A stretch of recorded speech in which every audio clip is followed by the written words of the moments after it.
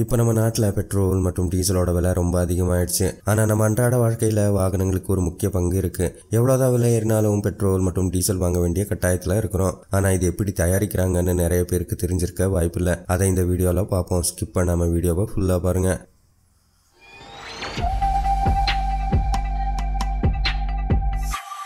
Oil company petrol மற்றும் டீசலை டைரெக்டாக நிலத்திலிருந்து பம்ப் பண்ணி எடுக்கிறதில்ல. மாறாக இதில் நிறைய ப்ராசஸும் கடினமான உழைப்பும் தேவைப்படுது. பெட்ரோல் மற்றும் டீசல் நிலத்துக்கு அடியிலிருந்து பிளாக்கான டிகாக்ஷன் தோற்றத்தில் கிடைக்குது. இது ஆங்கிலத்தில் பெட்ரோலியம் அல்லது க்ரூட் ஆயில்னும் தமிழில் கச்சா எண்ணெய்னும் கூப்பிடுவாங்க. கேள்வி என்னன்னா, இந்த கச்சா எண்ணெய் நிலத்துக்கு அடியில் எப்படி உருவாச்சுங்கிறது தான். பல லட்சக்கணக்கான ஆண்டுகளுக்கு முன்னாடி விலங்குகள், தாவரங்கள், பாசிகள் மற்றும் நுண்ணுயிர்கள் கடல்களிலும் நிலப்பகுதியிலும் வாழ்ந்திருக்குன்னு நம்ம எல்லாத்துக்குமே தெரியும்.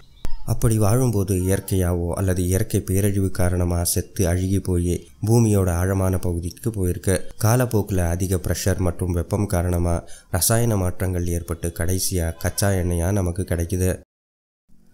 எப்போ மனுஷனுக்கு பெட்ரோலியம் மற்றும் அதோட தன்மைகள் பற்றி தெரிஞ்சதோ அப்பத்திலிருந்து நிலத்தை ட்ரில் பண்ணி பெட்ரோலியம் எடுக்க தொடங்கினா. இந்த கச்சா எண்ணெயில் பெட்ரோல், கெரோசின், டீசல் மற்றும் பல பொருட்கள் இருக்குது. இது எல்லா இடத்துலையும் கிடைக்கிறதில்ல. உலகின் சில பகுதிகளில் மட்டுமே கிடைக்கும். கச்சா எண்ணெய் எடுக்கணும்னா முதல்ல அது எந்த இடத்துல இருக்கணும்னு கண்டுபிடிக்கணும் இல்லையா? இதுக்கு ஒரு சர்வே பண்ணுவாங்க. அதோட பேர் சிஸ்மிக் சர்வே. ஒலி அதிர்வுகளை மையமாக வச்சு தான் இந்த சர்வே நடக்குது.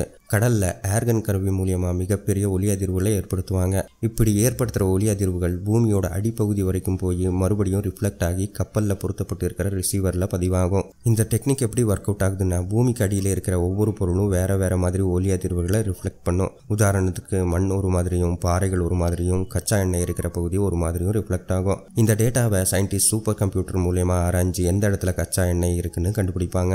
இதே ப்ராசஸ் தான் நிலத்திலையும் நடக்கும். ஆனால் கப்பலுக்கு பதிலாக ட்ரக் யூஸ் பண்ணுவாங்க. ஒரு குறிப்பிட்ட இடத்துல கச்சா எண்ணெய் இருக்குன்னு தெரிஞ்சதுக்கப்புறம் அந்த இடத்த ட்ரில் பண்ணுவாங்க. கடலில் ட்ரில் பண்ணுறதுக்கு பொதுவாக இந்த மாதிரி ஃப்ளோட்டிங் பிளாட்ஃபார்மை யூஸ் பண்ணுவாங்க. இதை ஆங்கிலத்தில் ஆயில் ரிக்ஸ்ன்னு கூப்பிடுவாங்க. கச்சா எண்ணெய் இருக்கிற இடத்துக்கு இதை எடுத்துகிட்டு போயிடுவாங்க.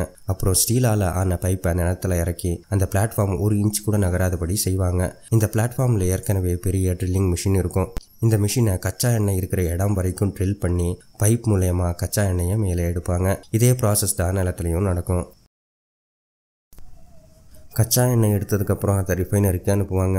ஏன்னா கச்சா எண்ணெயில் பெட்ரோல், டீசல், கெரோசின் மற்றும் பல பொருட்கள் இருக்குது.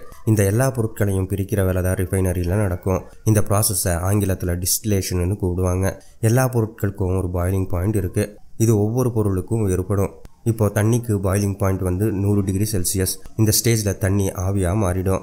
ஒரு தெளிவான உதாரணத்தோட சொல்லணும்னா, ஒரு கிளாஸில் தண்ணி எடுத்து அதில் உப்பு கொஞ்சம் கலந்துருங்க. இப்போ இந்த தண்ணியையும் உப்பையும் பிரிக்கணும்னா எப்படி பிரிப்பீங்க? இதை டிஸ்டிலேஷன் ப்ராசஸ் மூலியமாக செய்யலாம். உப்பு கலந்த தண்ணியை ஒரு பாத்திரத்தில் ஊற்றி கேஸை ஹீட் பண்ணுங்கள். தண்ணியோட பாயிலிங் பாயிண்ட் 100 டிகிரி செல்சியஸ். உப்புக்கு 1500 டிகிரி செல்சியஸ். 100 டிகிரி செல்சியஸ் எட்டும்போது தண்ணி ஆவியாக மாறிடும். இந்த ஆவியை சேகரிக்க பாத்திரத்து மேலே மூடி வச்சிங்கன்னா இது மறுபடியும் தண்ணியாக சேகரிக்கலாம். அந்த பாத்திரத்தில் உப்பு மட்டும் இருக்கும். இதை தான் டிஸ்டிலேஷன்னு கூப்பிடுவாங்க. இதே ப்ராசஸ் தான் ரிஃபைனரிலையும் நடக்கும். பெட்ரோல், டீசல், கெரோசின் இந்த ஒவ்வொரு பொருளுக்கும் ஒவ்வொரு பாயிலிங் பாயிண்ட் இருக்குது. கச்சா எண்ணெய் டிஸ்டிலேஷன் பண்ணுறதுக்கு அதை பெரிய பெரிய காலமில் ஃபில் பண்ணுவாங்க. இந்த காலமில் நிறைய ஃப்ராக்ஷன்ஸ் இருக்கும். கச்சா எண்ணெயை ஃபில் பண்ணதும் அடியிலேருந்து ஹீட் பண்ணுவாங்க. எந்த பொருளோட பாயிலிங் பாயிண்ட் கம்மியாக இருக்கோ அது முதல்ல வெளியேறும். அதிக பாயிலிங் பாயிண்ட் இருக்கிறது கடைசியாக வெளியேறும். பெட்ரோலோட பாயிலிங் பாயிண்ட் கம்மி, 70 டிகிரி செல்சியஸ். அதனால் முதல்ல பெட்ரோலும், 200 டிகிரியில் கெரோசினும், 300 டிகிரியில் டீசலும் வெளியேறும்.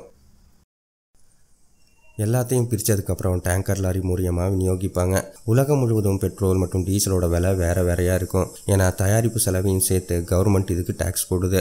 இந்தியாவில் ஸ்டேட் கவர்மெண்ட் மற்றும் சென்ட்ரல் கவர்மெண்ட் சேர்ந்து 60% வரைக்கும் டேக்ஸ் போடுறாங்க. இதனால் தான் பெட்ரோல் மற்றும் டீசலோட விலை எப்போதுமே ஏறிட்டே இருக்கும்.